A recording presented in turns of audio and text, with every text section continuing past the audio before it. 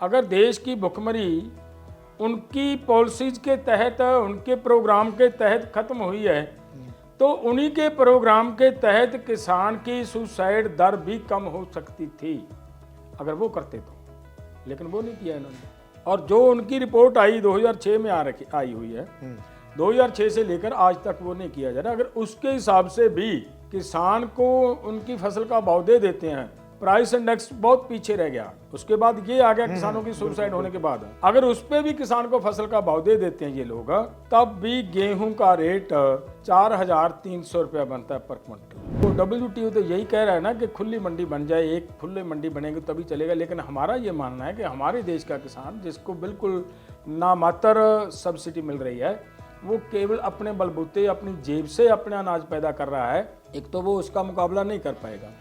दूसरी बात यह है कि भारत के अंदर किसान की जोत बहुत छोटी है, बहुत मार्जिनल किसान है, बहुत छोटा किसान है। ये इनका खेती करना जीवन उपजीविका है, ये व्यापार नहीं है, बिजनेस नहीं, बिजनेस नहीं है। उधर बिजनेस है, लाइवलीहुड है इंडिया में। वो जो बिजनेस करने वाले हैं उनके साथ एक जीवन जीने के लिए अनाज पैदा करने वाले का मुकाबला नहीं हो सकता।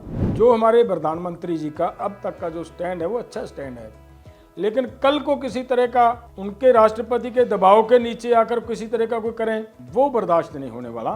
केंद्र सरकार की तरफ से ये कह देना कि जब तक वो नहीं बैठेंगे तब तक बैठक नहीं हो पाएगी, ये बात क्लियर करती है कि ये जो उन्होंने ऑपरेशन किया हमारे ऊपर, वो ज्वाइंट ऑपरेशन था, वो केवल भगवंत मान का नहीं था। तीसरी बात ये कही जाए कि हम बार बार ये कह रहे हैं कि डाइवर्सिफिकेशन लेकर किसान जानबूझकर डाइवर्सिफिकेशन नहीं लाता। अरे किसान डाइवर्सिफिकेशन लाने के लिए तैयार है, किसान को इस बात की कोई दिक्कत नहीं है डाइवर्सिफिकेशन के लिए, लेकिन डाइवर्सिफिकेशन तभी आएगा अगर किसान की जेब में कुछ आएगा।